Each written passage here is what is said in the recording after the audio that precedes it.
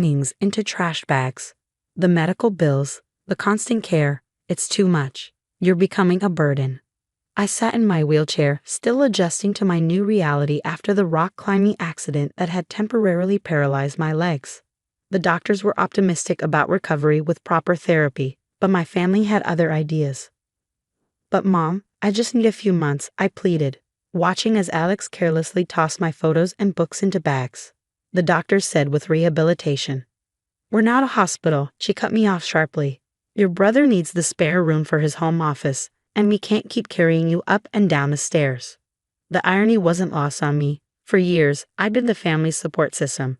I'd helped pay for Alex's college when my parents couldn't afford it, using my savings from teaching outdoor survival courses. I postponed my own dreams to care for Dad during his heart surgery. Now, 3 weeks after my accident, they couldn't wait to get rid of me. Alex didn't even look at me as he zipped up the last bag. "I called Aunt Marie," Mom announced. "She has a small guest room. It's not much, but—" "No," I said quietly, pulling out my phone. "I'll figure something out." They seemed relieved at my refusal, eager to wash their hands of responsibility. What they didn't know was that I had been preparing for this moment. I'd seen the way they looked at me since the accident, like I was damaged goods, a disappointment to their perfect family image. What they also didn't know was that my accident had happened while I was testing a new route for my wilderness survival program. The same program that had caught the attention of a major outdoor adventure company 3 months ago. I kept the negotiations quiet, not wanting to jinx the deal.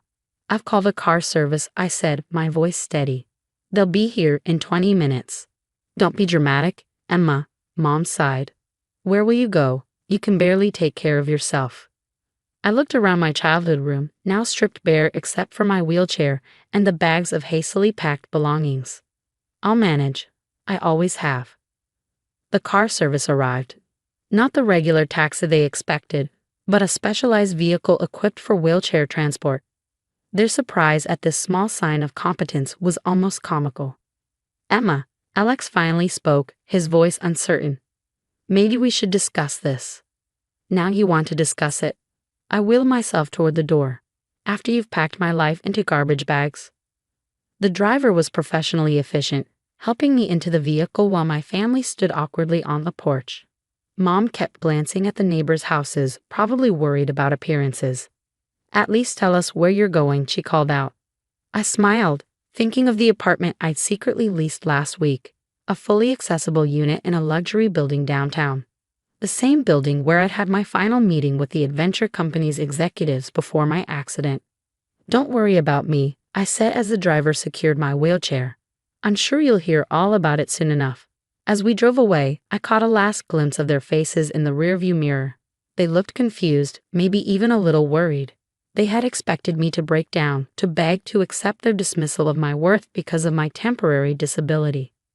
What they didn't realize was that my accident hadn't just changed my body, it had opened my eyes.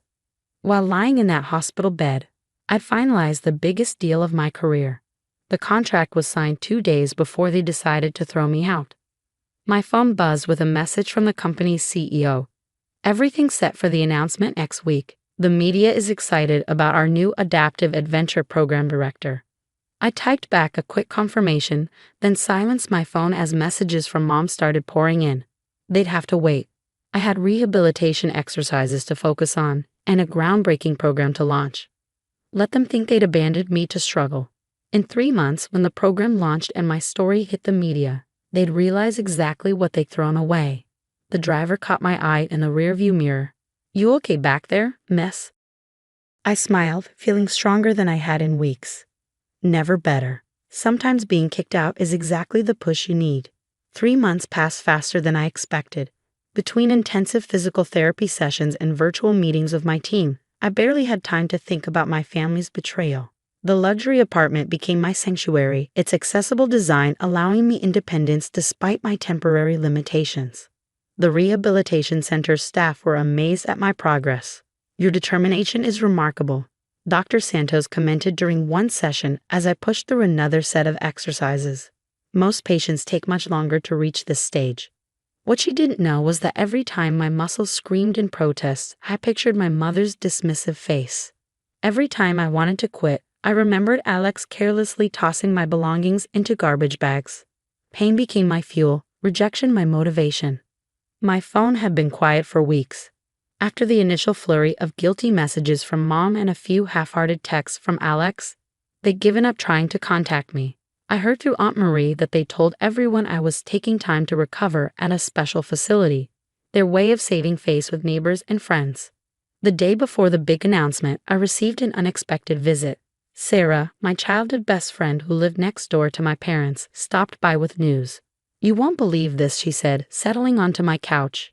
"Your mom's been bragging about Alex's promotion at the country club. Apparently, he's now regional manager at his firm." I wheeled myself to the kitchen, grabbing us both some tea. "Let me guess. They're planning a big celebration this Sunday. Your mom's invited half the neighborhood." Sarah hesitated. "She's telling everyone you're still too unwell to attend." I couldn't help but laugh. Perfect timing. "What do you mean?" I showed her the press release scheduled for tomorrow morning. Her eyes widened as she read, "Revolutionary Adaptive Adventure Program launches, led by accident survivor Emma Mitchell." "Emma," she gasped. "This is huge. The program, the funding. You're going to be on national news." I nodded, sipping my tea. "Tomorrow morning, every major outdoor and fitness publication will run this story. By Sunday's party, everyone will know exactly why I'm not attending." The next morning, everything exploded. My phone started buzzing at 7 a.m. as the news broke.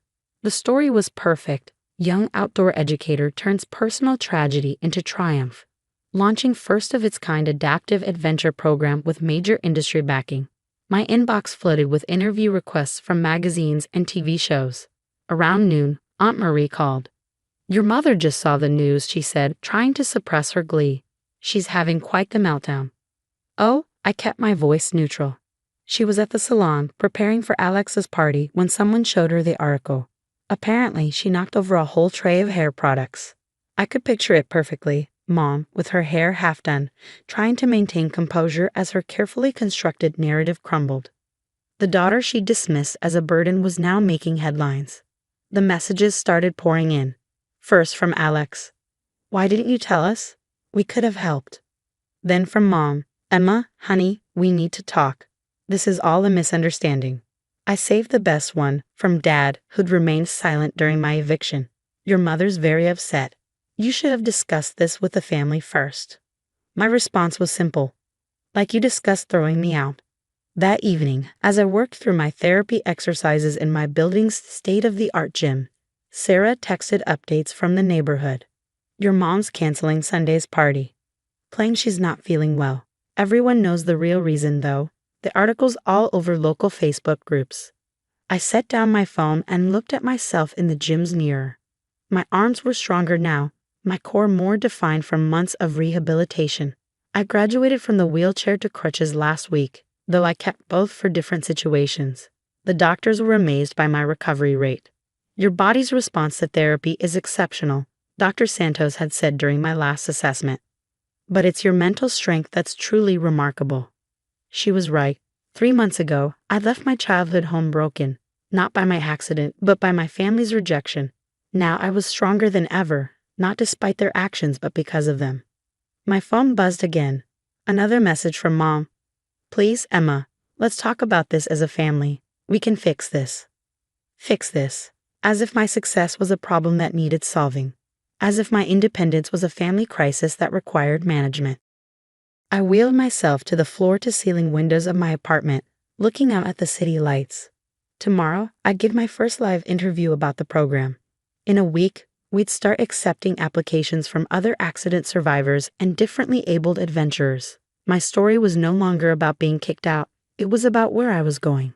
Let them scramble to explain their actions. Let them try to rewrite history. I had bigger mountains to climb. The morning of my first live interview coincided with what would have been Alex's celebration party. Instead of hosting the neighborhood at their house, my parents were huddled around their TV, watching me on Good Morning America. I sat poised in my sleek wheelchair, a choice I'd made deliberately, though I could now walk with crutches. Sometimes our greatest setbacks reveal our true path. I told the interviewer, my voice clear and confident. This program isn't just about adaptive adventure sports. It's about showing people that limitations are often just invitations to innovate. The segment included footage from my recent trial run, me leading a group of participants in adaptive rock climbing, the very activity that had caused my accident. But now we had specialized equipment, safety protocols, and a team of trained instructors. And your own recovery has been remarkable, the interviewer noted. How did your family support system help with that? I smiled, ready for this question. Actually, my recovery taught me that sometimes we have to build our own support systems. Not everyone understands that disability doesn't equal inability. The subtle message wasn't lost on viewers. Social media exploded with supportive comments, many sharing their own stories of family rejection during difficult times. Later that afternoon, as I was reviewing applications for the program's first official session, my building's security called. "Ms. Mitchell, your parents are here requesting access." I'd been expecting this. Send them up. They arrived looking smaller somehow, less intimidating than they had 3 months ago. Mom's perfectly styled hair couldn't hide her nervous fidgeting. Dad's usual commanding presence seemed diminished. "Emma," Mom started, her eyes darting around my expansive apartment. "We've been trying to reach you." "I know," I replied, gesturing to my comfortable seating area. "Please sit." They perched awkwardly on my couch, taking in the adaptive modifications that made the space both accessible and elegant. Through my floor-to-ceiling windows, the city sprawled below us. A view that probably cost more than their entire house. "Why did you tell us about the program?" Dad finally asked. "About the contract. Would it have changed your decision to throw me out?" The silence was answer enough. "We were worried." Mom tried. "We didn't know how to handle the situation." "So you decided not handling it at all was the answer." I maneuvered my wheelchair closer. "You know what's interesting? When I was in a hospital, before you decided I was a burden, the company's CEO visited me. He said my accident made our program even more valuable. Now I could understand our future participants firsthand." Dad shifted uncomfortably. "Were your parents, Emma?" "We deserve to know. Like I deserve to know you were planning to kick me out. Or did Alex's need for a home office outweigh my right to recover in my own home?" The mention of Alex made Mom flinch. "He's very sorry. The promotion. It's not working out as planned." I couldn't help but laugh. "Let me guess. The company saw the news. They're not too happy about a manager who threw his disabled sister out of her home." More uncomfortable silence. "Emma," Mom pleaded, "we can fix this. Come home. We'll convert the downstairs study, make it accessible." "I am home," I gesture around my apartment, "and I don't need your space anymore. What I needed was your support, and you showed me exactly how much that was worth." Tears welled in Mom's eyes. "We made a terrible mistake." "Yes, you did," I agreed. "But it taught me something valuable. Sometimes the people we expect to lift us up are actually holding us down." I wheeled myself to my desk, picking up some papers. These are applications from people like me, survivors, fighters, people who refuse to be defined by their challenges. That's my family now. Dad stood up, his voice gruff with emotion. "What can we do? How can we make this right?" I handed them a brochure for the program. "You can start by understanding that disability doesn't make someone a burden. These programs will help people rebuild their confidence, their strength, their independence. You're welcome to donate, anonymously, of course." They left looking defeated, the brochure clutched in Mom's manicured hands. As the door closed behind them, I felt the last weight of their rejection lift from my shoulders. My phone buzzed. Another message from the CEO. "Applications flooding in after your interview. You're changing lives, Emma." I smiled, wheeling myself to the window. Below, I watched my parents exit the building, looking small against the towering architecture. They'd thrown me away when I was at my lowest, never imagining I would soar to such heights. Let them live with that knowledge. Let them explain to their country club friends why they're not part of their daughter's success story. I had mountains to climb, lives to change, and a future to build. Sometimes being kicked out isn't the end of your story, it's the beginning of a better one.